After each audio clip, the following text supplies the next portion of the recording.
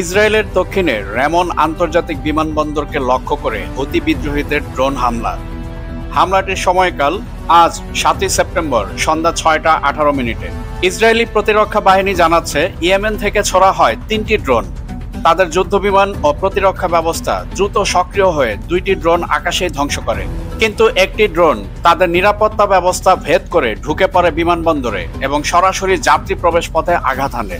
ফলাফল, 2 জন বেসামরিক নাগরিক হালকা আহত হয়েছেন, একজন শারীরিকভাবে ক্ষতবিক্ষত, আরেকজন আতঙ্কে মানসিক চাপে আক্রান্ত হন।